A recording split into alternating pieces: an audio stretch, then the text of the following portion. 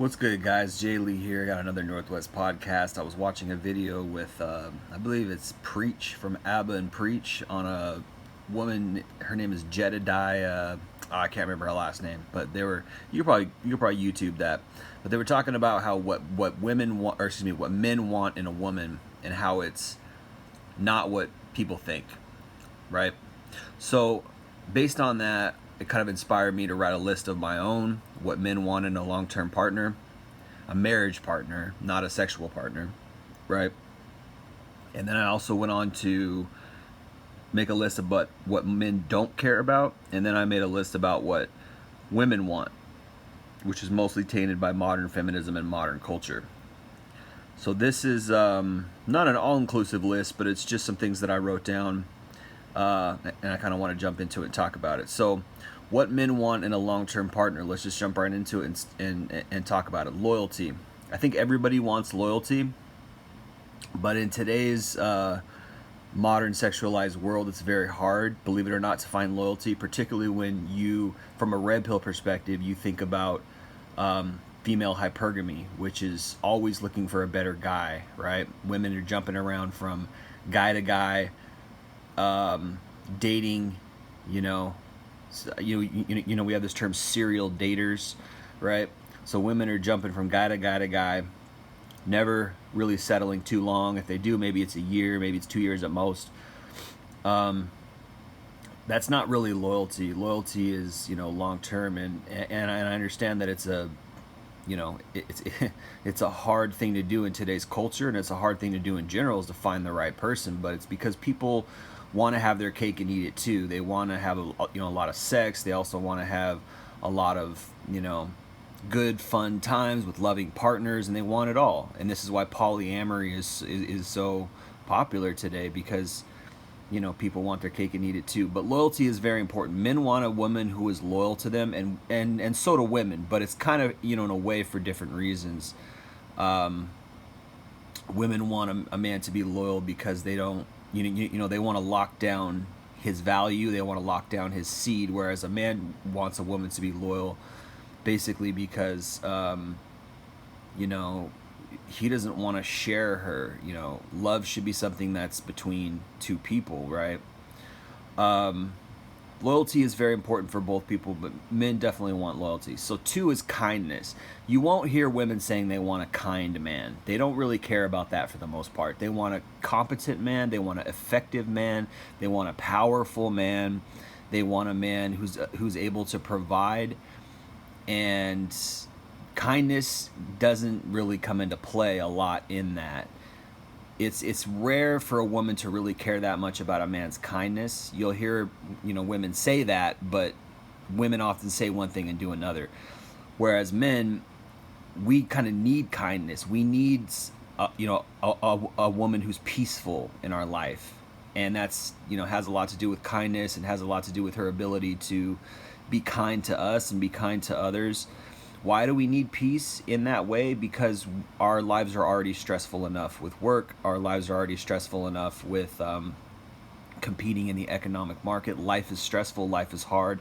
Who needs a competitive woman? Who needs a mean woman? Who needs a woman who's not kind to us all the time? Like, kindness is so underrated.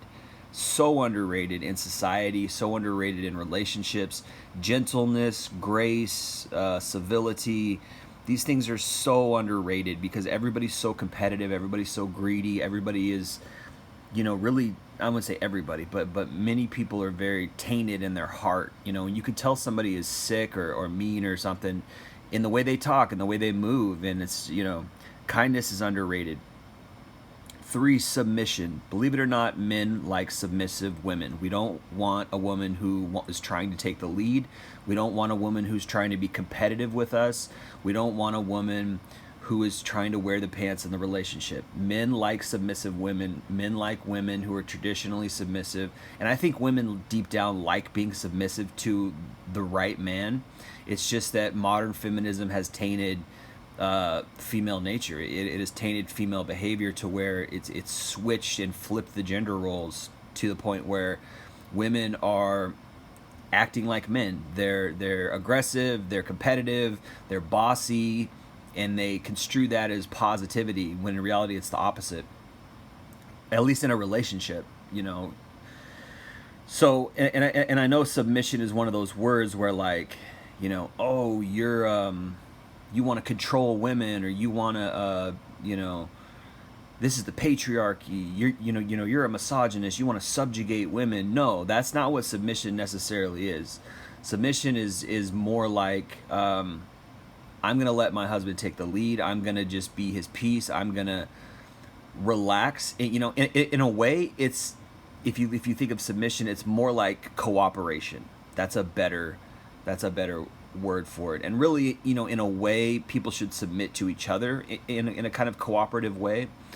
But the problem is that deep down in female nature, women want a man who's a leader. They want a man who's confident, right? And so you have this weird kind of paradox where women are like, they seek out a confident, competent, strong man who has leadership skills, and then on the other hand, they want to, you know, be considered equal to that man, which really doesn't make sense, you know. And this is why women are so confused a lot. This is why women have miserable relationships, because they don't realize they're looking for two polar opposite things at the same time. Like, it's very difficult for a man to be strong, powerful leader when you are trying to compete with him and you are trying to make everything equal and things like that. So submission is really important. A woman who has a submissive, actually submission in a woman is sexy. It's a big turn on. A woman who is submissive to a man is really a catch. You know, she's a catch because it just makes his life so much easier. And particularly, you know, in the context of like happy wife, happy life, that kind of negative mantra is really ruining a lot of men's sanity, a lot of men's peace, a lot of relationships, because he's constantly worried about how he can please her. He's constantly worried about, you know, upsetting her, and that just ruins everything. It ruins the serenity in the relationship. It kind of just hyper focuses on her and her needs, and it minimizes him and his needs. So submission is really, you know, if you find a submissive woman, it's a blessing, it's a gift. You know, if you find a submissive woman in a relationship and have a relationship with a submissive woman, there's nothing else like it. It's absolutely, it's just beautiful. But it's rare. It's rare in today's day and age because people are so self-assertive, particularly with, you know, modern feminism, which teaches women to be bossy and construes that as like she's successful if she's bossy, and like alpha female, all these lies. Really takes away from that. Number 4, low body count. This is very another very underrated, swept under the rug point that most men care about. I would say 95 to 98% of men care about this. The ones who don't are either lying or they're lost in the sauce of the wokeness and the equality movement, the, you know, that liberal crap where like it basically, you know, stems back to second wave feminism, where they remove the stigma, the social stigma, and a personal accountability for promiscuity. It used to be a faux pas. I'm not sure if that's the correct word. What's the word? Deja vu? No, not deja vu. Taboo. There we go. Taboo. It used to be taboo. Even that's not a strong enough word. It you know, haram is a better word. Like back in the day when marriage and family and strong communities was the thing, you know, in America, the 1950s and 40s, 50s, 60s. Yeah, I know racism was bad then, and I get all that. I understand it's, you know, there's always this negative backdrop and negative background to something that's positive. But there was strong communities, there was strong families, there was traditional values going on. And during that time, it was stigmatized for a woman to be promiscuous, right? So it used to be really bad, and it was good that it was bad because it ensured, you know, a quality society. It ensured the family and the mother, you know, the woman would have morals and raise quality children. We lost that. It's gone. You know, in the 1960s and 70s, the free love movement, the civil rights movement, which was fine as far as racism was concerned, but when it came to women's, quote unquote, women's rights, it, you know, it became degenerate. It immoralized. That's not the right word. It made women immoral. So social stigma was removed around promiscuity, and they even uplifted abortion, and so which goes hand in hand with promiscuity, because if you're promiscuous and you're a female, you're probably going to get pregnant sooner or later. Not necessarily, but it happens. And abortion was like a get out of jail free card. Now you got the pill, and you got Plan B and things like that, which are fine. And it's like, if you're gonna have sex, like, yeah, be on the pill or use a condom or use Plan B, whatever. Plan B is expensive, but if you're gonna do it, like, yeah, do your best to minimize the consequences, sure. But at the same time, like, again, promiscuity is just so damaging from so many different angles. So men want a low body count, and I believe that's in our nature. I believe that's something innate. I don't believe that that's something that is learned, or it's some kind of tenet of the patriarchy, or it's some kind of tenet of toxic masculinity. It's something that's in men's nature. Men don't want a woman who's been around a lot, not only because it's immoral, not only because she loses her morals and loses the ability to pair bond, but also because, as from a nature standpoint, if a woman is sleeping around with a lot of different men, it means that probably she's going to leave you, or probably she's going to monkey branch with her hypergamy onto another guy. And it also means there's more possibility for her to get pregnant from some other man. Men just don't feel good about that. It's innate. It's something in our nature. We don't want a woman who sleeps around a lot. And most women, I don't know most, but a large chunk of women in today's society do not pass this test. They don't have a low body count. They've slept with hundreds and hundreds of guys by the time they're 25 or 30.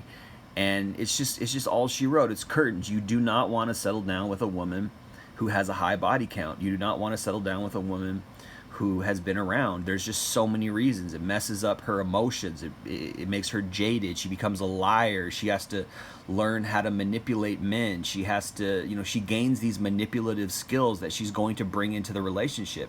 She's going to lie through omission. She's going to fool you into, she's going to gaslight you and make you think she's something she's not. Many women who sleep around, they just naturally become narcissistic. They naturally become covert narcissists. It's just a natural thing. You learn how to sneak around. Not only that, it ruins emotions. It makes women jaded. It makes them kind of seared with regard to their conscience, with regard to their sense of morality. They don't have that anymore, and they become kind of animalistic. And this is what happens when you sin a lot. This is what happens when you do something that's unnatural, or you behave in kind of an immoral way. Whether you want to call that Christian or this, that, it's just a fact. It's actually science. The more a woman sleeps around, the less her ability is to pair bond. And I think it's like after 5 partners, it just dramatically drops. And so I would say, for a man, I understand that things happen. You get a boyfriend, doesn't work out. You get a husband, doesn't work out. I would say a couple partners. For me, the number is like 3 or 4. Like, if it's anything more than that you've slept with more people than that, it's just a no-go. And the problem is that you don't know. Everybody today is sleeping around. It's like a pastime. It's like a hobby. So it's very difficult, and that really kind of cuts out so many potential partners right there. Men want a low body count. When we're talking about what men want in a long-term partner, men want a low body count. We don't want a promiscuous woman. We don't want a slutty woman. We don't want a woman who's been around the block. That's just a fact. And the guys who don't are guys who are woke and these guys have no self-esteem, or they're saying that because they're just trying to be like an ally so they can get ahead of other guys. Like, oh yeah, I'm not like those other guys. These white knight imposters, these white knight chameleons who pretend like they care about women's rights, when really they're just trying to get an edge on guys who are more masculine than them, or guys who make more money than them. And so you'll see a lot of women settling down with these kind of weak beta guys because they accept her past, and that's a big thing for women. They want to be accepted. But the problem is that your behavior has consequences, and this is where like dodging accountability comes into play. Women want their cake and eat it too. They want to go sleep around and then have love at the end of the day. And many of them know that they can because they're pretty. And men, unfortunately, will simp for pretty women. But I always tell men, you got to have more backbone than that. You got to put your foot down and say, no, I'm not going to accept highly used goods. So women will purposely seek out a man who agrees with that, is fine with that. But oftentimes this man has low self-esteem himself, or he's just a weak kind of guy in general, so she won't be happy with him. Guys who have strong core, strong masculinity, strong sense of self are not going to accept a woman who has slept around a lot, who is, you know, promiscuous, who has a long past of sexual partners and a high body count. Guys who have high self-esteem, they're not going to do that. And particularly men, particularly quality men, because a quality man has morals, and a quality man sticks and stands to his beliefs and his core values. And for any man who doesn't have a core value that he wants and needs to have a partner who has a low body count, that's, I would argue, that's not a high quality man. Okay, number 5, a complement, not a competitor. This has to do with modern women today. They're taught to be bossy, and they're taught to be competitive, and they're taught to be like men, you know, in the sense that they're competing in jobs and career and things like that. And this seeps into a lot of social interactions, interpersonal relationships, and it's something that doesn't get talked about actually enough, because it really affects the way women behave. It affects their personality. It affects their character. Women have become sort of anti cooperative with really anything. Women are taught through modern feminism to be competitive, to be bossy, and what it does is it kind of ruins their ability to interact in general with a lot of things. They become sort of antagonistic in many scenarios. So men need a woman to be her piece. They don't need to be his piece. A man needs a woman to be his piece and a complement to his life, not a competitor, right? If you're competing with your man, it just makes his life so much worse. He's already struggling, you know, with work. He's competing at his job, etc. He doesn't need a competitor at home. He doesn't need a woman who's going to argue with him or fight with him or try to take the lead, or, you know, like there's this dominant struggle in the relationship. Many relationships break up because of this. Many relationships end because there's no clear cooperation, and there's no clear, there's a fight for the leadership, right? There's a fight for the leadership, and that is just relationship suicide. If you behave that way, you are killing the potential relationship. So a man needs a complement, not a competitor. He needs a woman to help him, he wants to come home and have joy. He wants to come home and, to a peaceful environment where the woman is making things better around the house. The woman is making things better for his life. And if she works, then they both make things better for each other around the house. Then it's kind of a cooperative teamwork, scenario. But if she's competing with him for like leadership, or she's constantly testing him, or this, that, and the third, it just doesn't work. And so many relationships end because of this, and people don't even know that this is why they end. They're just like, oh, she was just being a bitch, or oh, she was arguing with me, and she was always testing me, and I just got sick of it. It's like, but this is why, because she's subtly competing with him, because she wants to be better than him, or she wants to take the lead, or she wants a man who can stand up to her, and all these like shit tests and things that women do, that which may be from their nature, because they're trying to find the highest quality mate, but what they don't understand is they're sabotaging the relationship. And so many women are like this. It's even in the Bible. It says don't be around a contentious woman. It says it's better to be like in a small room in an attic in some faraway home than it is in some faraway house out in the middle of nowhere, than it is to live in a palace with a contentious woman. It's in the Proverbs. Look that up. Very true.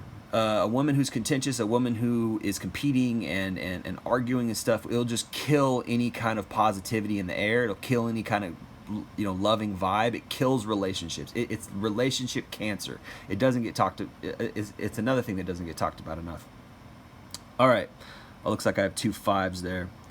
That was number 5. This should be number 6. Respect and support. And that actually, those two are kind of hand in hand. A compliment and respect and support are basically kind of all in the same boat. You need to respect your man. I don't care if he doesn't make as much money as your neighbor. I don't care if he's not as well hung as guys you slept with in the past. I don't care if he's not confident in some way. You need to respect him, and you need to honor him, and you need and this used to be part of vows. It used to be part of the marriage vows: respect and honor till death do us part, to to love and to hold, etc. And then they changed the vows, and they don't do that. They don't say that stuff anymore, and it's sad. But respect and support. If she doesn't respect you, it's over. Like if she doesn't respect you, like respect is very, very important in life. And if you don't, and if you're feeling disrespect from from somebody, you shouldn't be around that person. People should respect you and treat you nice. And respect a lot in society in general. Respect is very. A lot of people don't respect other people. It's very it's kind of in a lot of it is in short supply. Respect is in short supply, and respect needs to be something that is in a relationship. It's a core tenet, I believe, and support, which is basically the same thing as she needs to be a compliment. She needs to respect and support you. She needs to love you and show respect for you. A lot of women are subtly disrespectful. A lot of them are subtly degrading to their men, because deep down they think men are this or that, or they have concepts about masculinity, or they really don't respect men in general, because modern feminism teaches them to not respect women, or excuse me, to not respect men. And respect in society is low in general. People don't respect other people. They talk down to other people, and really it comes from a small heart. It comes, people who have a big heart love and respect other people. And I always say, they have this saying, respect is earned. Well, I think that's true, but, to an extent. But also I think respect should be given to everybody in general, because human beings deserve respect just because we're human beings. Like everybody deserves respect. Everything deserves respect. You should respect nature. You should respect, institutions, because you should respect things. Respect things that are greater than you. Did you create the city that you live in? No. So are you better than the city workers? Are you better than the government? Are you like, people are so disrespectful to everything, and it's like, it's so nonsensical, because it's like you're disrespectful to things that are better than you and you don't even realize it. But I think there's a spirit of lawlessness that is running out, throughout the world, a spirit of rebellion, a spirit of antisocial behavior, things like that. And it can be positive. Like, yeah, if society is going, if the trend or current of society is going downhill, if the trend and current of society is negative and or sinful or degenerate, then yeah, you stand against that, because you need to stand for what's right. However, if you're just being an antagonist just to be an antagonist because you just have a disrespectful demeanor in general, that's a you problem. You're a problem in that scenario. If everything is on the level, if things are functioning well, and like society is quality, and you disrespect it, you're just a disrespectful person in that sense. If you don't care about the health and happiness of other people, that's disrespectful, right? So respect and support is very important. You need to respect your husband and your partner, because they're worthy of respect. And if you love somebody, you should respect them. That goes hand in hand. Which leads me to number 6, which is love, intimacy, and sexuality. They kind of all go together. Love, intimacy, and sexuality are kind of the core things of a relationship. If you don't have one of these things, your relationship is not a relationship. It's not going to work. It doesn't work. It shouldn't work. You have to have love, intimacy, and sexuality. They're all very important in a relationship. A relationship is about sex. A relationship is about intimacy. A relationship is about love. If you lack in one of these departments, your relationship is going to be bad. This is what men want. Men want a woman who loves them, who gives them intimacy, and who is sexual. And it's not in a raunchy, nasty way. Sex is pure if it's between two people who love each other and who've committed to each other. And if it's marriage or not, in the red pill community, we look down on marriage for good reason, right? But I would say monogamous sexuality. You need to be sexual with your partner, and that's it. right? And you need to love and be intimate with your partner, and that needs to be practiced. That needs to be a bond between you that is that can't be breached. I've known many relationships where it lacks intimacy. Yes, the sex was there. Yes, you loved that person, but it lacked intimacy. It lacked physical touch, hugging and kissing and caressing and loving. That's necessary. Then there's other relationships that I've seen that lacked sexuality. You need to have a hot sex life for your wife and your husband. That doesn't mean raunchy, nasty porn sex necessarily. It just means you need to be turned on by your partner. You need to be you need to love your partner, in a physical way. That needs your love and your attraction to your partner needs to be expressed sexually, period. And there's lots of relationships that lack sex, that lack the fun of and joy of sex, and that's something that is pure and right if it's in a monogamous context, right? If you lack that, the relationship's going to fail. He's going to cheat, or she's going to cheat, or it's not going to. There's not going to be any spark. And then love. You have to love the person. A lot of times I hear today bad advice in the manosphere. Bad advice that, I'd rather have my woman respect me than love me. Bullshit. That's bad advice. Respect is a part of love. Respect in general is a part of a relationship, right? But respect is not trump love. If love is not there, it's done. You have to love your partner. You have to, and it's part of attraction. What is love? Love is caring about somebody. Love is really like, I care about you. I care about what you care about. Love is kind of this sort of metaphysical, intangible thing, but it has to be there. If you don't love the person, I don't care how good the sex is, I don't care how intimate or how much respect you have for the person. If you don't love them, eventually it's just going to fall. And that's kind of just, it can't really be expounded upon that much more because it's just so obvious. You need love. Love is a cornerstone of a relationship. Love is the cornerstone. If it's not based on love, it's just not going to work, period. Okay, number 7 is traditional values and morality. Whether men know this or not, they need to have this as a very high requirement. This needs to be in every man's list. Traditional values and morality. Men need a woman who is traditionally moral, meaning she's pure, she's not degenerate in her sexuality like many women are today. She doesn't have a high body count. She's not a freak and into BDSM and all this stuff, all this degenerate deviation from normality. She needs to have morality and traditional values because if for nothing better, she needs to be a good mother. And to be a good mother, you have to instill values into your children because that's our future generation. Children need morality and they need values to know the difference between right and wrong. The reason why there's so many murders today, the reason why there's so much gang activity, the reason why there's so much drug activity, so much robbing and stealing and looting, all the negative crap comes from poor parenting, comes from poor backgrounds. It comes, and not all of it, right? I'm sure there's high collar crime. There's guys who grew up in a perfect, guys and girls who grew up in a perfect, family, who deviate and still go the wrong way. Yes, but for the most part, statistically, men and women in jail come from broken homes. I think it's like 85 to 90% of men in prison come from broken homes, meaning homes of divorce. Okay.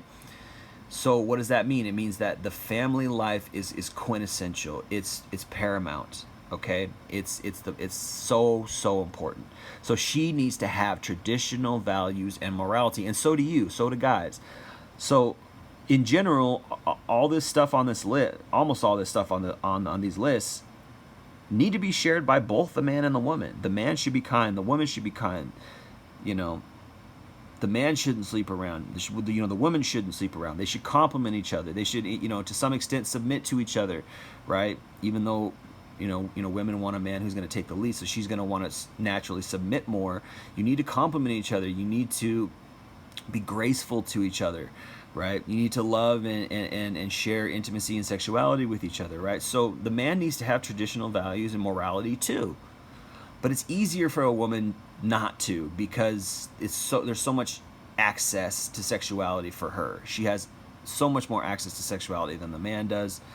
And it's very easy for a woman to just go sleep around and just you know, shove it off like it's nothing, you know, and be in denial about it. Oh, it doesn't matter if I have sex because there's nothing wrong with sex. Da, da, da. Not true. Traditional values matter. You don't want ex-harlot raising your women. You don't, or excuse me, raising your children.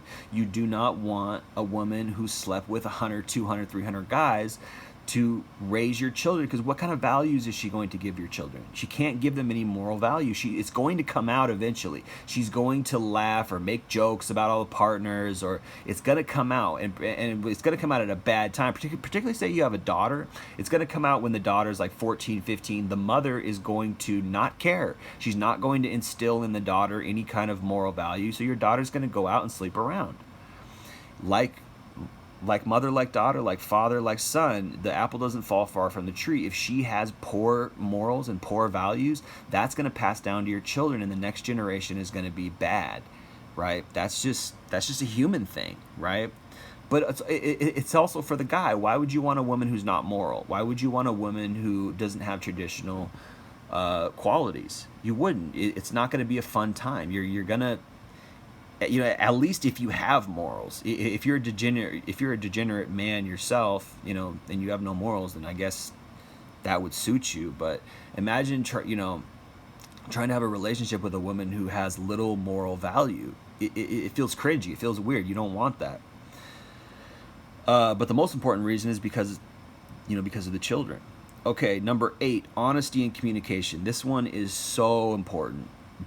I would say it's up there with the core foundation of love, intimacy, and sexuality. Honesty and communication is so underrated, and so many people do not have this today because people are so used to being manipulative. People are so used to lying. People are so used to hiding their true intentions because that's how they've learned how to live in the world, because they feel like that's what gets them what they want.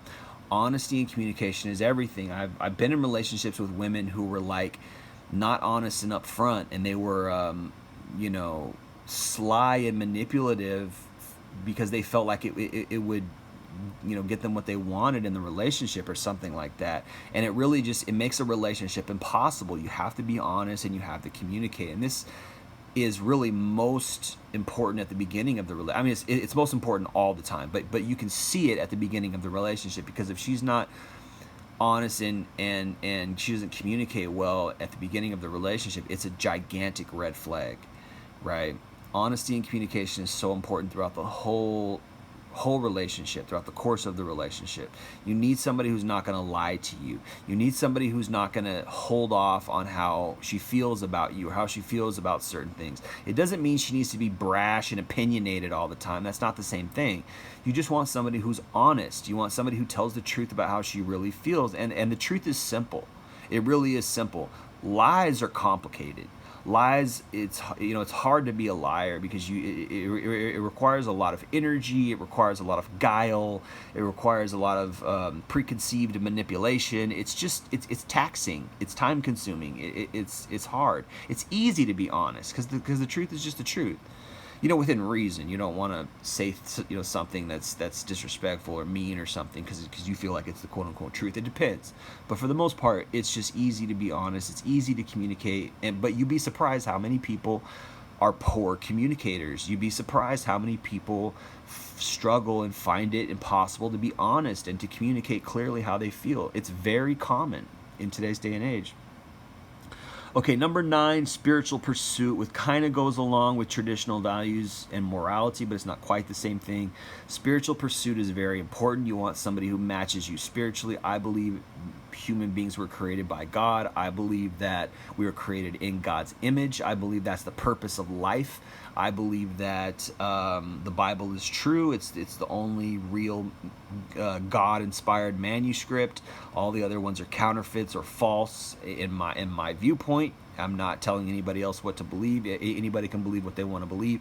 That's what I believe. I think you should have a woman who matches your spiritual pursuit. She needs to have a spiritual pursuit herself, because if people do not pursue God or seek out God, seek out the purpose of their life, generally, a lot of times they end up falling into selfishness, materialism, wanton, degenerate behavior. Because if you don't have an anchor and a rudder in spirituality, correct spirituality, which is really seeking God, it's really Jesus. But that's my opinion. But again, if you don't have a spiritual pursuit, you really are kind of just floating around in life, anchorless and rudderless. You just jump from one thing to another, and you kind of live by your emotions. You live by things. Your motivations are a lot of times animalistic for survival, which has to do with a lot of money, which can easily be manipulated by the devil to cause you to go off after greed, and to cause you to be usurped by materialism, which is very common in today's day and age. Many people are very usurped with materialism, very usurped with greediness, and what's called in the Bible mammon, mammon, mammon, which is self, the pleasure of oneself. People just live to please themselves. If you don't have God, if you don't have a purpose in life, you live to please yourself. I don't care how high and quote unquote noble of a pursuit. Most people, even when they're pursuing their dreams, it's to please themselves. Most people are selfish and solipsistic, in the sense, not solipsistic in the way women are solipsistic, but solipsistic in the way that, like, most people really only are out for themselves. To have a higher purpose is to transcend your self desires and self wants, and that can be hard to do, but it's rewarding and it's the most fulfilling. When you're only living for yourself, you live in a kind of it's a kind of purgatory. I don't say purgatory is the right word, but it's a kind of ironically, the Bible says, he who loves me will deny his soul. To follow after me, deny yourself and follow after me. There's great wisdom in that. It's one of the most crucial verses in the Bible. It's where the rubber meets the road. It's probably one of the most important verses in the entire Bible, because it just cuts to the quick. You can't live for God and yourself, right? It's very difficult to do that. If you deny yourself, ironically, you gain your soul. This is what Jesus says. He says, "He who gains his soul life will lose it. He who loses it for my sake will gain it." It's a paradox. It's a not a catch-22, but it's a paradox. And the reason why is because God created us to pursue Him. God created us to contain Him, and we feel most fulfilled when we are seeking God and Jesus, and we're seeking spirituality. So anything else is selfishness, and you'll see a lot of selfish people. There's so much selfishness in this world, selfish people, and they don't care about anybody else. A lot of times when people care about God, just naturally they care about other people, because God is love and God cares about other people. So when you tap into that spiritual frequency, which is really the Spirit, John 4:24, it's really the Spirit of Jesus. He who how's it go? John 4:24. He who worships must worship in spirit and truthfulness. He who worships must worship in spirit and truthfulness, right? So when we tap into Jesus and we tap into that love frequency, we naturally care about other people, because God, who is the Spirit, loves mankind. That's what it says, John 3:16. For God so loved the world that He gave His only begotten Son, that people may not perish but believe into Him and have eternal life. God had originally created us to have eternal life. We don't just have this life. And so many people, that's what they think. They think, oh, I've only got one life. I've only got this life, so I better make it count. I better be selfish. I better, I better, get what's mine. But they don't realize that they were created with a God-shaped hole in their heart. Like Pascal says, I think it is. The quote is, every man has a God-shaped a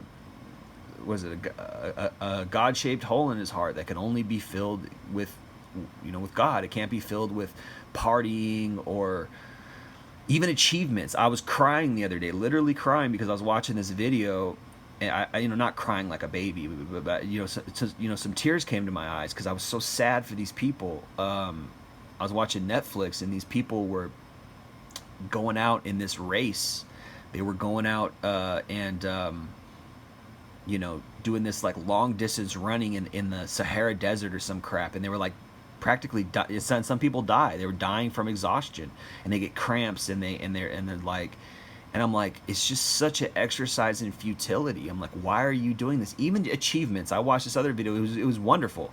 I watched this other video about this, on Netflix. This documentary about this guy who was scaling mountains, and he did this. He broke this record. He scaled like all the great big mountains in a certain amount of time, and it was this great achievement. And I was just like, and as the time he was doing it, his mother was dying, and he couldn't really spend much time with his mother, and he was like doing it for his mother or something. And I can't help but think like his mother probably would just rather have him with her than him going out and doing all these achievements. I don't know, maybe, but the point is like, even if you reach like Michael Jordan status and like you just achieve everything you ever want and get all the money you ever want, it's like, will you still be fulfilled? Because it's not God. I mean, yes, you might have your needs taken care of. Like, yeah, anytime I want, I can fly to the Bahamas. I have a private jet. I have an island that it's like you have everything in this world, but do you have God? It's like in the verse, I think in Matthew, it says, what does it profit a man if he gains the whole world but loses his soul life? Right? So I say all that to say, like, humans need a spiritual pursuit. If you don't, you're just kind of selfish, and you don't have broadness of heart. You tend to not be a kind person, because selfishness is not necessarily kind. When you care about other people and you have love in your heart towards other people, that's a rare thing today. I love people who care about other people. It's very poetic. It's very human. It's spiritual to care about other people. So to have a spiritual pursuit in a woman, I believe men want that, but they just don't know they want that. I believe men want that in a woman. They just don't realize what it is.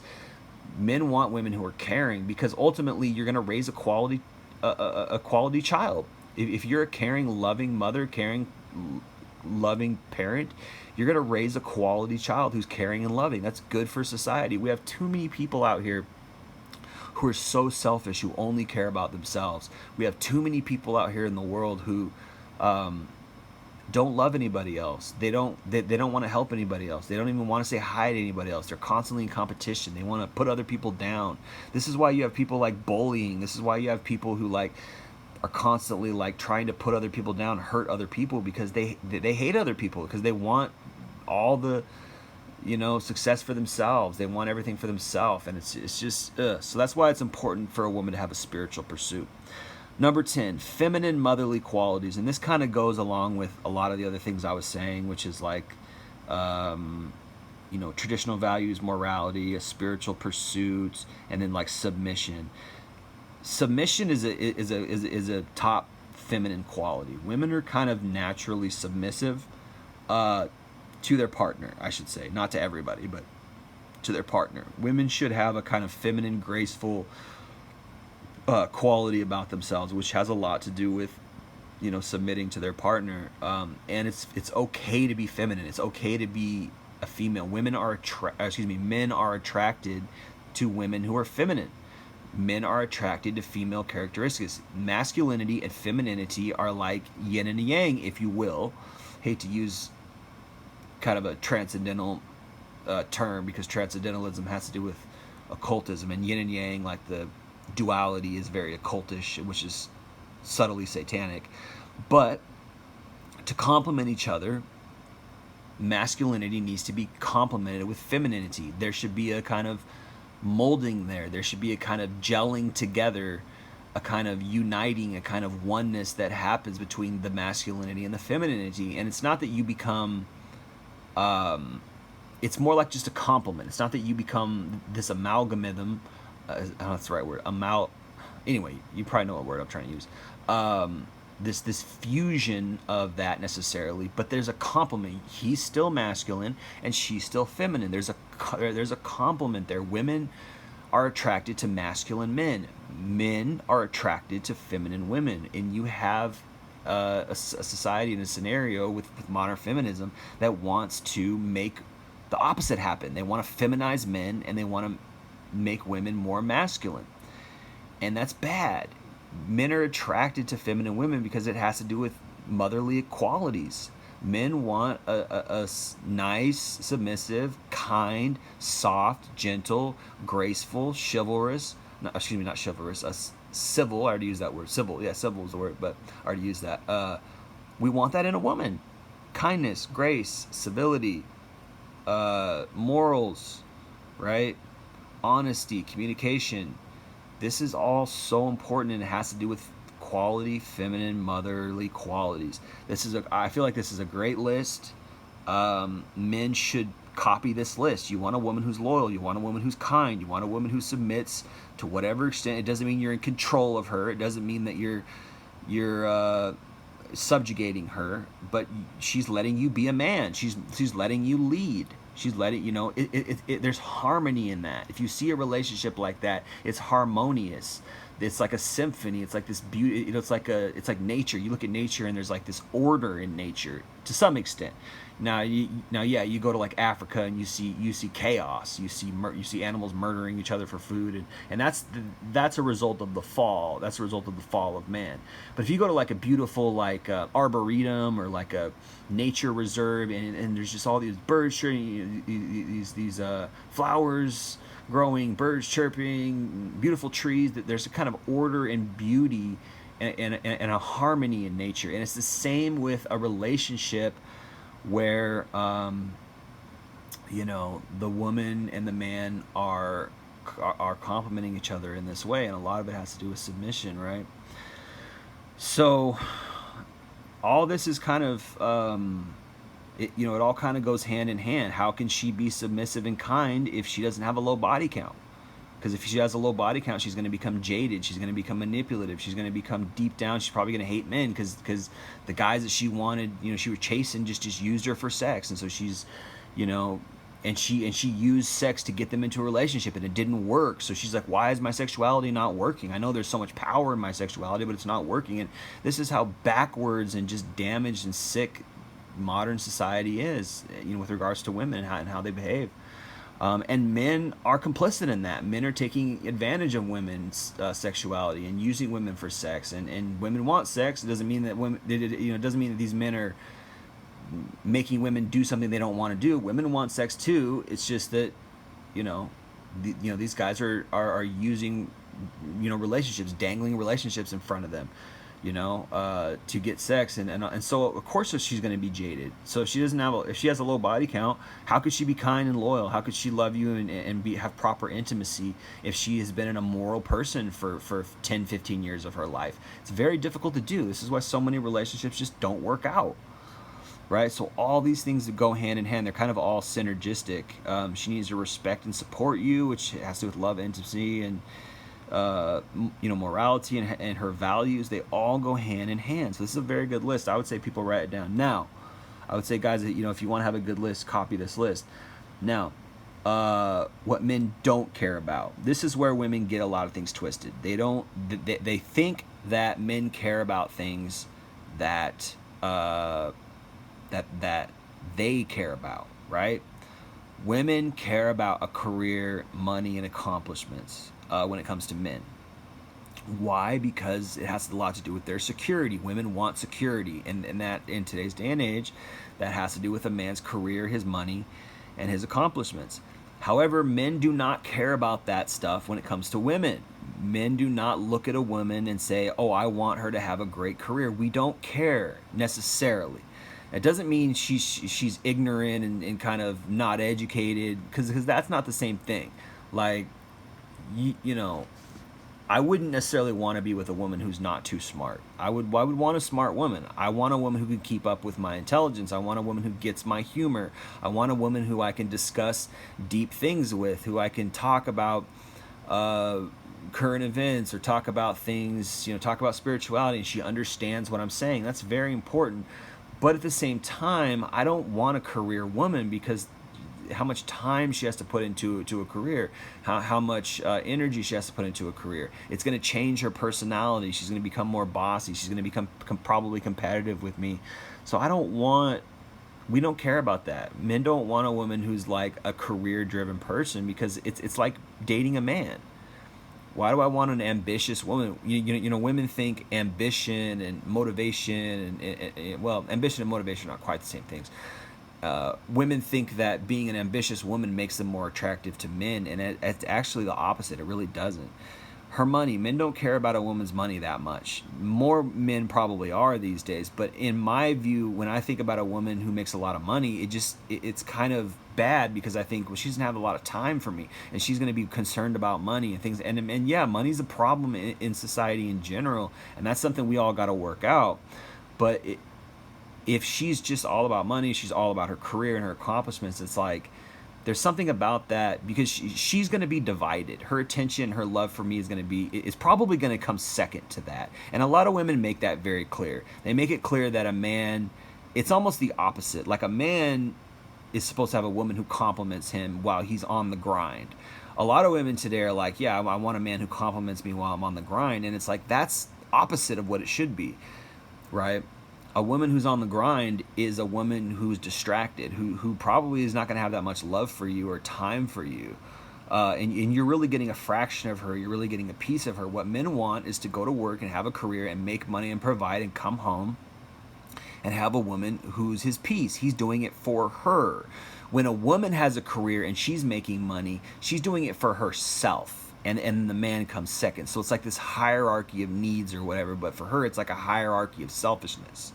Her hierarchy of selfishness, first of all, says, okay, I'm going to go have my career, I'm going to go make money, blah, blah, blah, and the man comes second. He's just an accessory to my dreams and my ambitions and my goals, blah, blah, blah, right?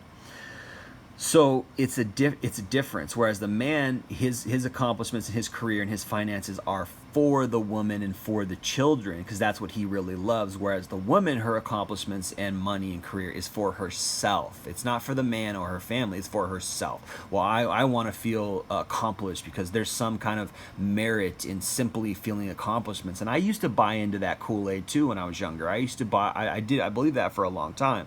That, oh, your dreams are everything. You're, what you want in life. Pursue your goals, and that's the most important thing. And it's really not necessarily. I'm not saying you shouldn't have dreams and goals and things like that. I'm just saying it's empty. You lose humanity. You waste your time. You lose out on your time pursuing something that you think you want, that you've just decided you want, and probably in 5 or 10 years you're not even going to want that thing anymore.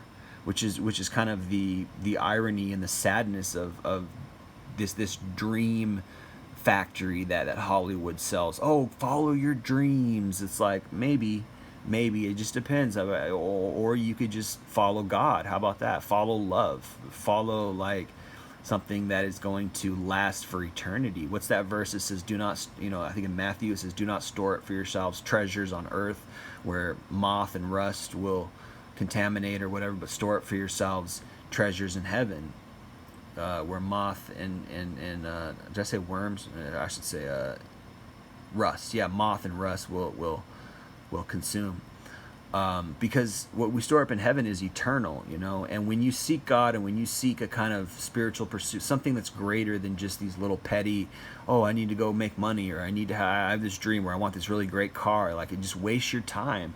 And greediness and selfishness, it doesn't necessarily feel good, but when you have a greater pursuit, like you just sit back and admire God's creation, you sit back and you're just at peace and oneness with your spiritual pursuit, there's a kind of satisfaction there where you don't need money to get that. People think in order to have satisfaction and happiness, you got to make money or you got to achieve something, and I'm not saying there's no satisfaction or happiness in doing those things. I'm not saying that, but I am saying that ultimately it's far more satisfying and happy to really just sit back and say, okay, I have a greater purpose. I'm more than just a athlete. I'm more than just a earner. I'm more than just money. It's freeing, because you actually, believe it or not, humans lower themselves, they degrade themselves when they seek something that's seek some achievement. Like I was watching this thing about Joe Rogan and Anderson Silva and like how great Anderson Silva was. Like, nobody cares anymore. At best, somebody like Joe Rogan will come along and be like, oh yeah, Anderson Silva was great, and that's it. And it's like he spent all those years and all that time putting his body through hell just so somebody 5 years later could say, yeah, he was a great fighter he was a great fighter 10 years ago or something. It's just, it's vain. It's vanity. And this is why people should read the Bible. Read the book of Ecclesiastes. It says vanity, all is vanity. Life is vanity. It's a chasing after the wind. You're chasing something. What does it mean chasing after the wind? It means you're chasing something that's going to dissipate. You're chasing something that you can't even see, that if you can even grab a hold of it, it's going to be gone in a second. The wind comes and goes, and it's the same with fame. It's the same with money. It's like, who remembers who the great stars of the 80s were? Like, nobody. The only people who remember is like these Hollywood archive channels or something. Like, who remembers Burt Reynolds or something? It's like, he's dead. Nobody cares anymore. Like, life goes on. Like, you know what I mean? So it's like you are seeking after temporary glorification, and it's not the same thing as eternal glorification. This is why God says don't seek things of this earth. He says seek things that are eternal, because there's satisfaction in things that are eternal. There's satisfaction in following God. This is why, you know, the woman at the well in you know, in the Gospels, she was constantly thirsting after water, certain types of quote unquote waters, which are allegorical for like things that make us happy, right? She was searching for these different, you know, sources of satisfaction to quench her soul thirst for something greater, and she could never find it. So you're always searching, even if, you know, like you become, you know, the next Conor McGregor. It's like, it's going to be gone in 20 years, and you know, and maybe your money will last. I mean, okay, whatever, you know, you reach that level, but you can't take your money with you when you die. What's going to happen when you die? Eventually, everything passes away. Eventually, everything becomes vanity. It becomes corrupted by the decay of death in one way or another. And eventually, people, you know, are people going to remember Michael Jordan in 500 years? I doubt it. We still remember Genghis Khan, but that's a different kind of celebrity. Are people going to remember Michael Jordan? I don't know. I don't think so, because we care about sports now. He was great in the 1990s, but what's he going to be in 2050? Are people even going to remember him? Do people remember Babe Ruth?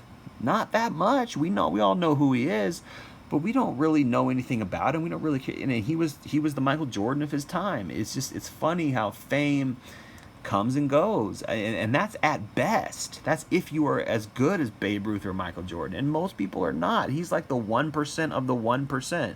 1% of, you know, I know this is not the correct statistic, but let's just say 1% of all basketball players are ever going to play in the NBA. Well, 1% of all basketball players who ever play in the NBA will ever reach Michael Jordan status. It's like 0.0000001% chance of ever even reaching. It's nonsense. So the devil and society and the powers that be want to sell you this lie that like dreams and accomplishments and achievements are what life is all about, and you'll find satisfaction when you get your career, when you get all this money. It's a lie. It's a carrot in front of your face to make you waste your time, to make you waste your life, when you could be pursuing God, and you could be pursuing something that has a solid foundation. What does God say? He says, I am the cornerstone. I am the rock. I am the solid foundation. When you build your house upon me, when the rains come and the storms come, your house will not fall. And this is true. When you build your house around Christ, around God, around spiritual pursuits, which again, I would always recommend the Bible. That's what I believe. But these things that I'm quoting are very, very solid, truthful things. When you build your house on something spiritual, which is Christ, really, you build your house on something more than just finances, more than just careers. And when I say build your house, I mean like you fasten and fashion your life around something. People fasten and fashion their life around dreams and pursuits and selfishness and money and greed. All these are the things that are transient. They can come and they can go. And they do come and go. You know, look at Mickey Rourke. Look at Mike Tyson. These people, you know, had millions and millions of dollars, and they blew it because of their drug habit or this or that. Or like, look how bad Johnny Depp looks today. If you go look at current pictures of him, because he's on drugs or this, that, and the third. Like, this stuff is transient. It can come and it can go. It's not a solid foundation. I don't care how rich you are, how famous you are. Things can change. Look at Pete Rose. Look what happened to Pete Rose. Look what happened to this guy, that guy, this guy. You know, all these guys who have all these millions of dollars. Vin Baker used to play for Seattle Sonics. He had $200 million at one point, and now he works at like Starbucks or something. It's insane. Uh, and I'm, yeah, those are bad decisions, and those are worldly people who, who made bad decisions. But the point is that eventually, whether it's in this life or the next life, your money is going to come and go. All your homes and your properties are going to come and go. Yes, they might satisfy you for 60 or 70 years at best. At best, you can be a winner for 60 or 70 years, from the time you become successful. And I'm saying, because most people become successful, I'm not saying most people, but let's say you become successful at age 20, okay? You get 60 or 70 years until you're 80 or 90 years old, and then you're going to pass. That's it. Most people don't live past 80 or 90. That's it. That's all you got. And it's fast. I'm in my 30s, and life is fast. It goes fast. It comes and goes. Life is transient. You need something. You need a foundation that's better. So, we don't care about her accomplishments. We don't care about her money. And love is better than those things. Just to have a quality, loving relationship is better than career, money, accomplishments, etc. Her friends and family. Men don't really care about a woman's friends and family. We really don't. And in fact, we're more cautious and scared of them, if anything, because we feel like we have to impress them, right? A man doesn't care about your friends and family.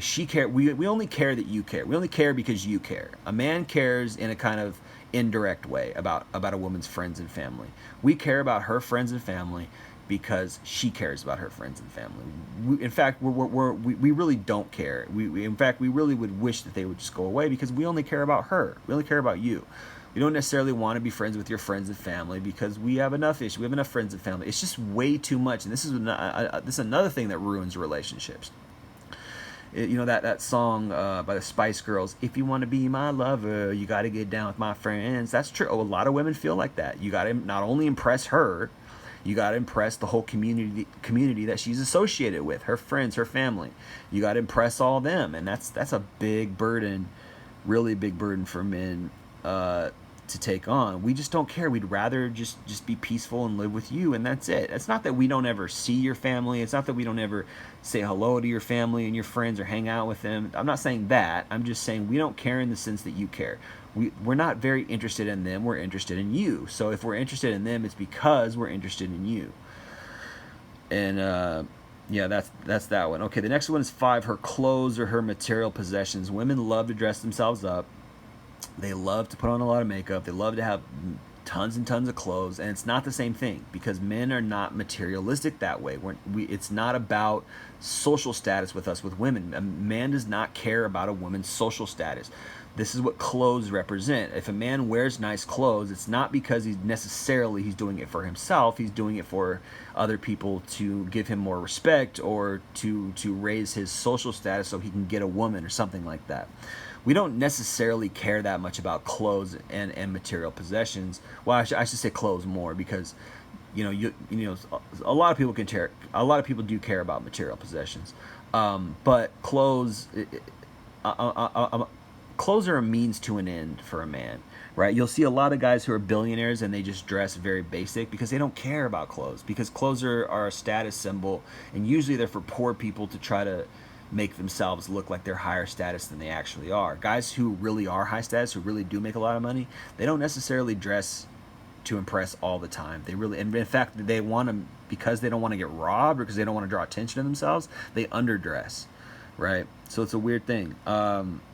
Men don't care that much about your clothes and your material possessions. In fact, I don't think we care at all about a woman's material possessions, whereas a woman does care about a man's material possessions. She cares about what kind of car a man drives. She cares about what kind of decoration the guy has in his house. Now, don't get me wrong, I wouldn't mind going in a woman's house and seeing cool, nice decoration, but I don't really care that much. I care about her. I'm interested in her. I'm not necessarily interested in her decorations, etc. Whereas a woman wants to come into a guy's house and it's furnished very beautifully. That says a lot about him and his status. And these are things that women care about that men don't care about. And it's the same with a career and finances, etc.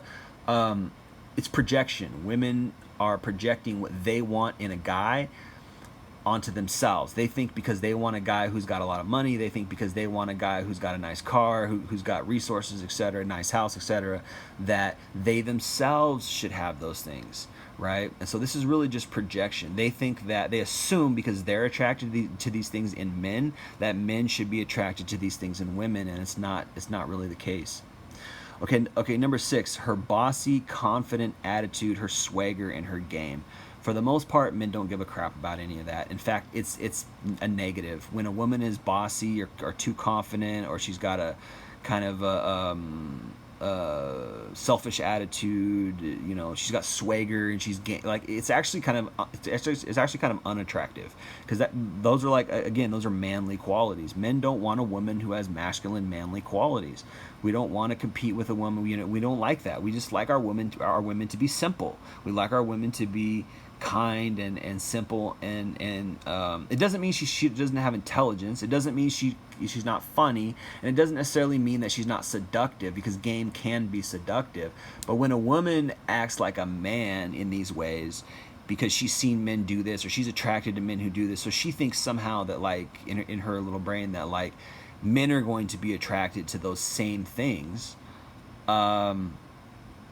This is where it's, you know, again, it's projection, where you know, women think that men are attracted to the same things they're attracted to. We don't care about that much. It's not that I like a confident woman. I mean that's sexy and attractive, but it's not necessarily like something where I'm like, yeah, that's what I look for. Like humor and confidence are cool, but women put way too much emphasis on this for men, and they put way too much emphasis on it for themselves. And again, they think that because that's what they want in a man, that men want that in a woman. It's not true. The last thing, which is probably one of the most important, what men don't care about in a woman, is how many guys she's had hit on her or ask her out. We don't care about that. That's called pre-selection. Men don't care. In fact, we want it to be less. We want less. We want you to be less hit on and less asked out than you actually are. And we know, unfortunately, that you're constantly being hit on and constantly being asked out. And even you get marriage proposals. I had a woman who boasted to me one time about how many marriage proposals she got, and she used it as like a qualification, where she was like qualifying herself to me, where she was like, oh, you know, I've had guys, you know, she was boasting, you know, as if like that somehow made her worthwhile in life, because she had guys who asked her to marry her and she turned them down. And she used it in the context of like, even it was very cringy and kind of despicable, because she used it in the context of like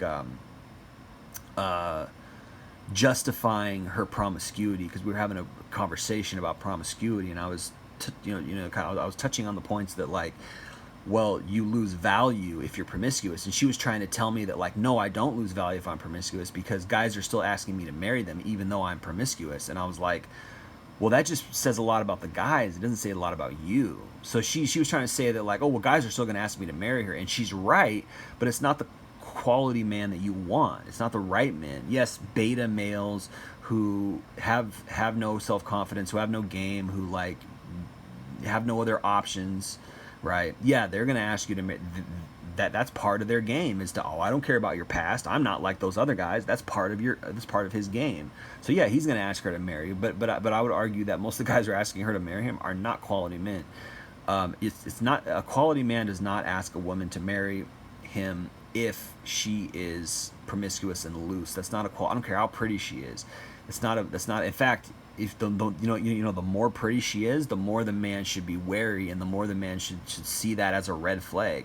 A woman being very attractive is a red flag, because it means, like, hey, she's had guys hit on her for like 10-15 years, and the top guys, you know, the best of the best guys are hitting on her and trying to sleep with her, and so probably she's been sleeping with these guys and going out with these guys. It's a red flag if she's too pretty in a way.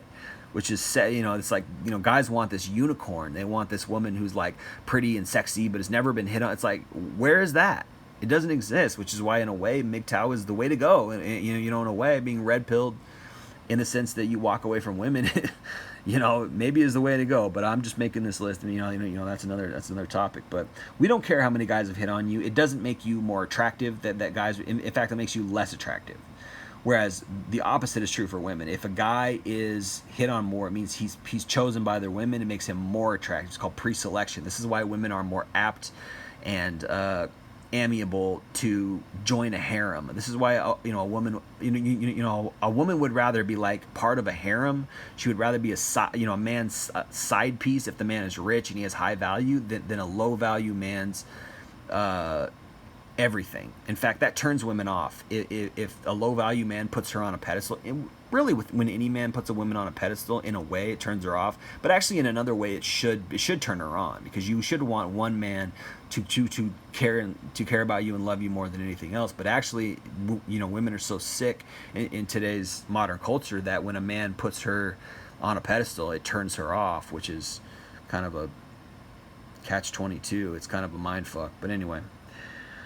Okay, yeah, we don't care. We don't care about how many guys have hit on you, asked you out, asked you to marry him. We just don't care about that. In fact, it turns us off. So the last thing I want to talk about here before I end this long video is what women want. So I said first I talked about what men want in a long-term partner, then I touched on what men don't care about in a long-term partner, and now I'm going to talk about what women want, which is mostly tainted by modern feminism, modern culture. I'm going to try to go faster with this because I talk so much about this on my channel. This is kind of the main focus I talk about on my channel, is like how women are, female nature, what women want, how women are jaded and damaged by modern feminism, which is really radical feminism, modern feminism, by the way. And it's degenerate, and it's really kind of satanic and occult and subtly satanic and all these things. It's, anyway, very, very bad. And I even went so far at one point to say it's one of the worst things besides the world wars that have ever happened to the world. Modern radical feminism, if you think about it in terms of actual death, abortion, Planned Parenthood kills more babies than Germany did than Germany allegedly did a certain race in World War II. Kills more babies every 2 or 3 years than that, or 2 to 4 years, something like that. Okay, what women want: number 1, financial stability; number 2, physical protection; number 3, emotional stability. Goes without saying, women want a man with money because it has to do with protection and providership. Competence, it has to do with that as well. A man being competent, a man making a lot of money means he's competent, which means he has good genes, he has good genetics. Physical protection is, in this day and age, it doesn't matter as much as it used to, but it still kind of matters in a woman's animalistic brain. She wants a man who can fight off potential attackers. So sometimes women will throw away financial protection for physical protection. That is somewhat abnormal, particularly in today's day and age, where fighting is not as the ability to physically defend attackers is not as important as it was, say, 200 years ago. But it's still in their genetics. So this is why women like athletic men. This is why women like men who have muscles. And don't let anybody tell you any different. Women like men who have muscles. They're attracted to that on a subconscious level, or on a animalistic level, biological level, whatever a deeper level, right?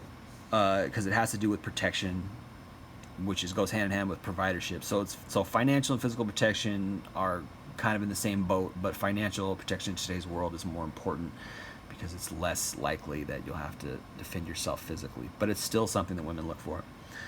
Emotional stability. This is something that I heard talking on that show with Preach, and that woman, Jedediah something, she was saying that women want, she brought up this good point that I really don't ever talk about, which is that women want emotional stability in a man, meaning she can feel emotionally secure with that man. She doesn't feel like he's going to cheat on her. She doesn't feel like he's going to play games. He's predictable. He's docile, which is a catch-22, because a lot of times women, their nature needs drama and it feeds off of conflict.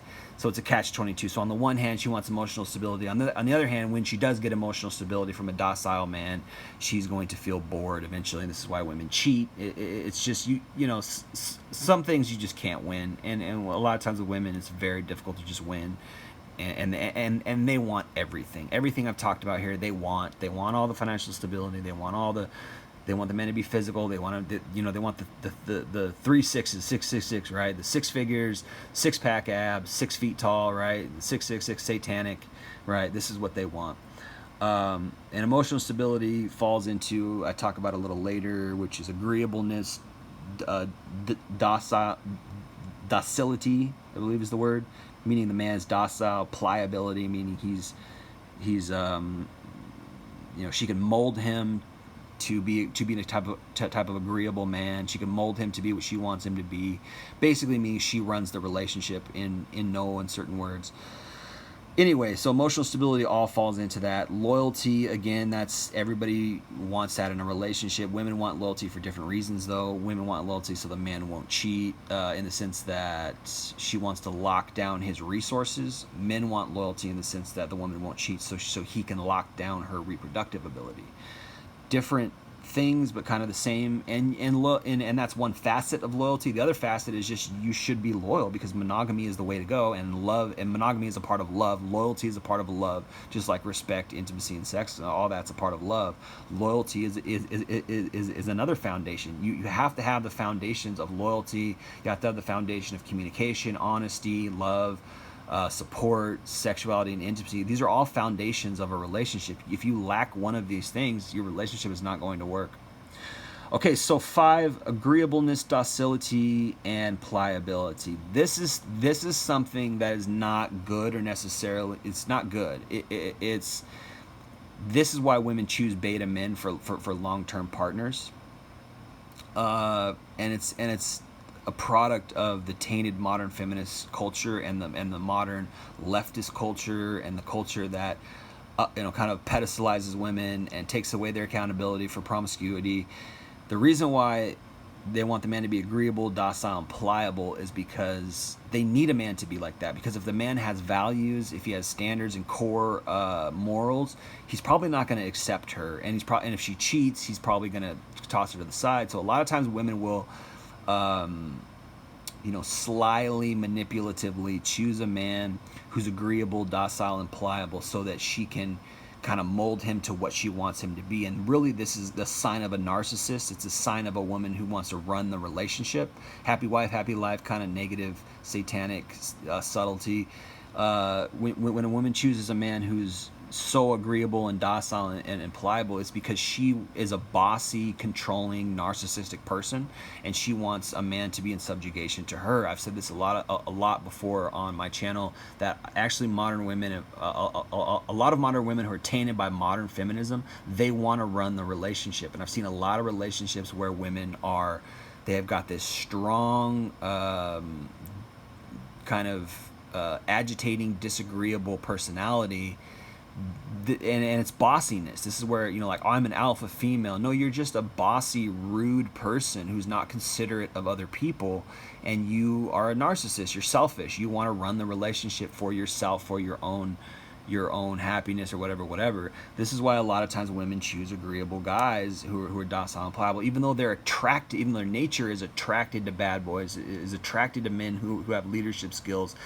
They trick themselves. I don't know if trick themselves is the right word, but they end up settling with guys who are very docile. And it's not that docility in and of itself is necessarily, it's good to. It's a word that's similar to peacefulness, docile, peaceful. It's similar, but I use the word docile in this context like a dog is docile, like a trained house dog is docile. He's docile in the sense that he's trained. He's docile in the sense that he is, he obeys orders. I use docility in that sense. So this is why I say agreeableness, because the man is really obeying her in a lot of ways, and this is where women manipulate. This is where women run the show, subconsciously, subtly behind the scenes.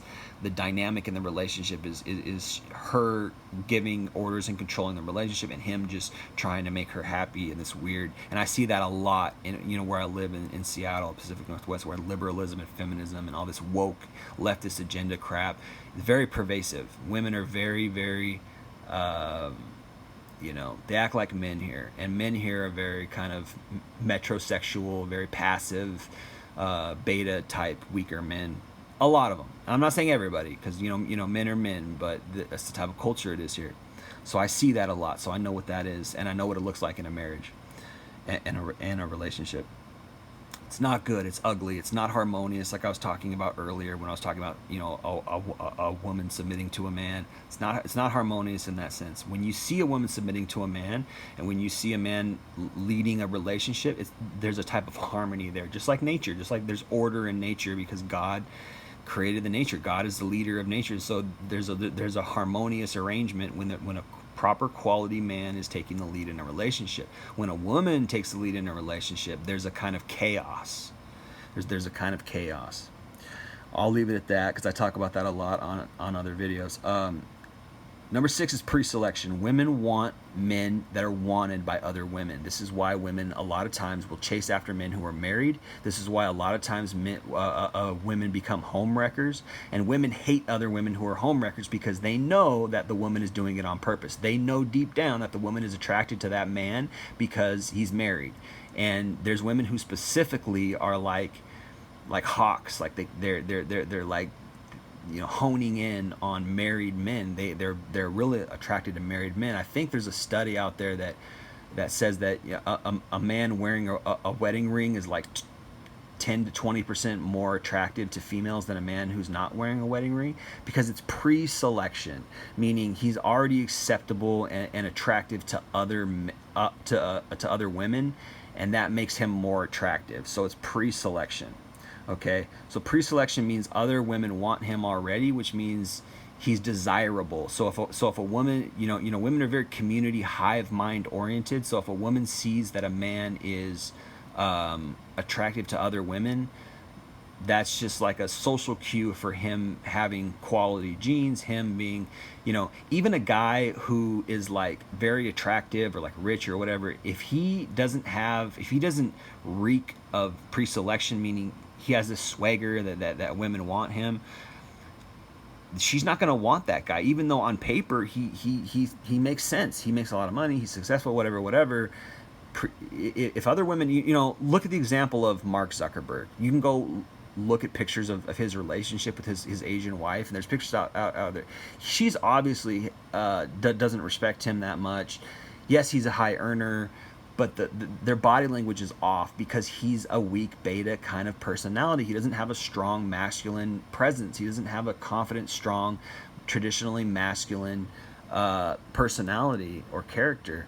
And he doesn't work on himself in that way. You can tell this is his problem. Yes, he makes $1 billion, and so therefore, you know, women want him for his money, but they don't want him for him because he is not strong and masculine, right? So he fails the pre-selection test. So even though he might be able to get a wife, she kind of runs the relationship, and she's not really that attracted to him. She probably looks at him like he's an accessory, like he's a little lap dog that, you know, oh yeah, this is my dog that I carry around in my purse kind of thing, right? So women need a guy who's chosen by other women. All right. The 7th thing is swagger, confidence, game, and in general, looks, money, and status. All of that go together. Looks, money, status, swagger, confidence, game. They play hand in hand. They all go together. Women want a guy who's confident. They want a guy who's got swagger. This is why women love and fall all over Denzel Washington, because he's got swagger. You know, this is why women like Jay-Z. I could never figure out why Beyonce was attracted to Jay-Z, but it's because of his swagger. It's because of his confidence. He's not a very physically attractive guy. He kind of looks like Joe Camel, and I'm not like gay. I'm not like judging other guys, but just objectively, he's not the. He's kind of weird looking. He's got a big nose, big lips. His face is kind of round. Anyway, I'm not judging men necessarily, but he looks kind of like Joe Camel. It's weird, you know, why is Beyonce, who's gorgeous, like attracted to him? It's because of his swagger. And yes, it's because of his success and his status, but it's also because of his swagger. It's because of how he portrays himself. It's because he's got pull, he's got tact in, you know, people listen to him when he's speaking. You know, it's like a vacuum around him. All the air is sucked out of everybody else, and they're following on his every word. Women look at that as like, wow, the guy's amazing. He's a leader. He's an alpha, whatever. And this is what they want. Now, men don't want the same thing in a woman. We don't want a woman who's the center of attention. We don't want a woman who acts like a man with swagger and all this confidence, whatever, and looks, money, stuff. We don't want that, because it pulls away from core feminist values. It pulls away from you know, her being wholesome and being a quality mother, it's not feminine for a woman to have swagger. And a lot of these women out here today, they think that that's how they should be, and this is why you got women who are like speaking with ebonics and acting like they're gangster girls and like talking, you know, out the side of their face with all this like, oh, I'm this and I'm that and blah blah blah. It's arrogance, and it's narcissism. And men don't want that. You shouldn't want that in a woman. Men should not be attracted to a woman who's arrogant and narcissistic like that. But women are attracted to men who are like this. This is why a lot of times guys knock up women, get women pregnant when they're kind of losers, but because they have this swagger or they dress a certain way. This is why you got a lot of guys who don't make a lot of money, whatever, and then they dress in like these cool gangster clothes or whatever, and then they go get some dumb girl pregnant because this woman thought that his swagger or whatever was like confidence, or this, that they're attracted to that. But it still boils down to looks, money, status. A guy has swagger and confidence and game because, you know, these are biological reproductive cues in a woman. Oh, this guy's successful. He's confident. He must be successful, which means he's competent, which means he's he's accomplished. He has the ability to provide. He has survival abilities, right? It all goes down in these animalistic things. And I'm telling people that they need to rise up above these things. Like, look for something that's less transient. Look for something that is more solid, something that's more pure and wholesome. Okay, number 8, his clothes, cars, possessions, muscles. These are all signs of success and quality. Genetics. These are all, again, transient things. These are all materialistic things that guys do and are into because they want to get girls. Guys buy a bunch of expensive clothes and cool cars because deep down they want to get girls. It's all part of their persona and their personality. They don't need that stuff, but they do it because they feel like it gives them an extra. It's like it's the peacock thing. What does the peacock do? It grows these the male peacock. It grows these gorgeous feathers and it does this dance and all this stuff. And I'm pretty sure a lot of times in the bird kingdom, at least, a lot of times the males are the ones that have all these beautiful feathers and they're like doing all this to attract a mate. And most of the time it doesn't even work. But the female is like very plain looking. She's not very beautified. She's just like basic, right? And she doesn't have to be, because she's the one who does the choosing. So a lot of times this is what it is. A lot of times you have these basic women who are like 4, 5, 6s out of 10s who aren't even that pretty, and particularly without makeup they're not pretty, and they're overweight and whatever, and they expect, like, again, the 666 guy, 6 feet tall, 6-pack abs, 6-figure income. They expect the highest quality guy, right, for her low value and her little bit of what she brings to the table. We call them 49ers, 4s who think they're 9s, right? 4 out of 10s who think they're 9s. So women care about that, but guys don't care about that. I don't care what kind of car a woman drives. A woman's driving around in a Mercedes. I'm not like, oh wow, she's that much more attractive because she's driving around in a Mercedes. Like, oh, she's wearing these cool designer clothes. That makes her so much more. It's such an exercise in futility. I see these women like spend thousands and thousands, tens and hundreds of thousands of dollars on this like Chanel and Dior, Balenciaga, whatever.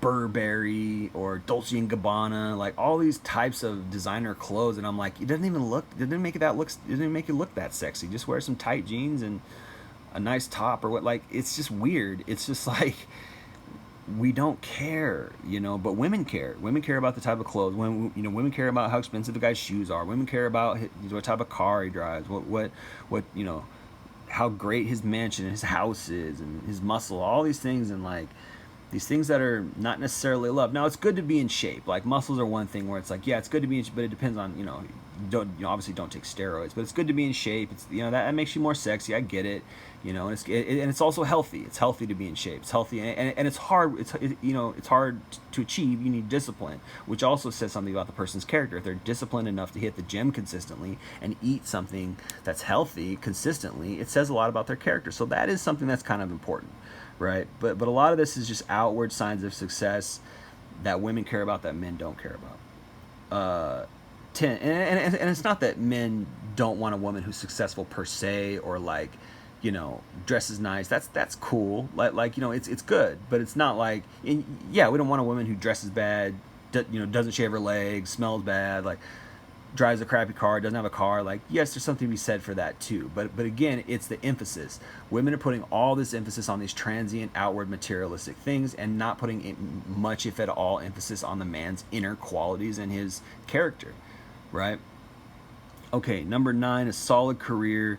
Type of career comes into play. I've talked a lot about this already, and it's the type of the career, right? So a lot of times, if a man makes $100,000 doing like some tedious, unglamorous, boring type of work, and then you have a guy over here who makes $100,000 like, but he's like a fighter or like an actor or something that's like glamorous, a woman will choose the other guy who's glamorous because that's more exciting, it's more titillating to her senses, whereas like the other guy's just boring, when in reality probably the boring guy would be a better choice, because he doesn't have all these other distractions that come with that other type of career. So a type of career does matter. It's very shallow and vapid. A lot of women do care about the type. It's not just how much money you make, that matters, but it's not just that. It's also the type of career, which is very shallow and vapid, and that just sucks. That's one where like very, very choosy. Anyway, number 10, father abilities, time to spend with family. And I put Tom Brady example here because Tom Brady just finalized the divorce, or the divorce papers have been signed or whatever with his wife Giselle or whatever, because he doesn't spend enough time with the family. She divorced him because he chose to keep his career, even though he feels probably that he's spending enough time with his family, which he probably is. She thinks he's spending too much time with his career. So a woman, they want everything. They want, I put here, this is a catch-22 because he doesn't have limitless energy. This is where it's most obvious the demands they make are unachievable. They want everything. They want everything in the kitchen sink. They want everything in a bag of chips.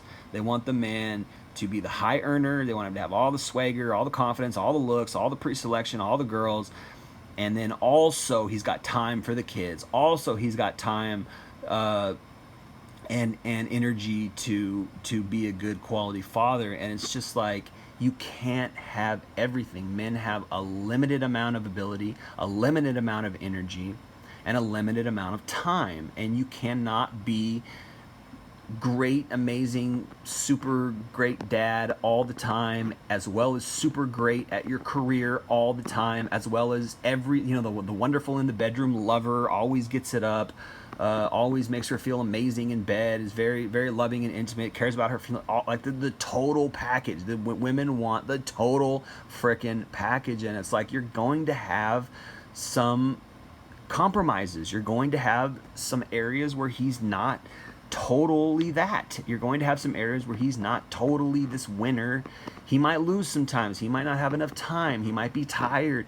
I mean, I'm a single guy, and it's insane how little energy I have. I'm maybe a special case because I've got a sleeping illness that makes me tired a lot. But stuff takes energy. This is why a lot of times after people hit 25, they don't have friends anymore because they don't have time for friends, because their job is such an energy drain and such a energy requirement and a time requirement. People have time constraints. People have energy constraints. People have health constraints, like myself. I'm limited because of my health, because of my illnesses, right? People are limited for various reasons, and yet women want Superman. They want Superman. That's why Superman is so popular. They don't want Clark Kent. They don't want boring, basic, glasses wearing, Clark Kent. They want Superman. And a lot of the women who do want docile Clark Kent, right? They want that docile, agreeable guy. These are the women who have a lot of problems, and they're coming into the relationship trying to manipulate already, or they want to be the leader, the narcissist, or whatever. But then there's women who want the Superman, and then they get disappointed because the guy isn't freaking Leonardo da Vinci or something. It's insane. So like, yes, a man should have quality father abilities, and he should have time to spend with his family, and he should be able to raise his children from a moral standpoint with discipline and things like that. And that's very hard to do, even for a basic guy, even for a guy who just, mid-level career, $60K a year. I don't even know if that's mid-level anymore. I think $75K a year is now mid-level, at least in the big cities it is.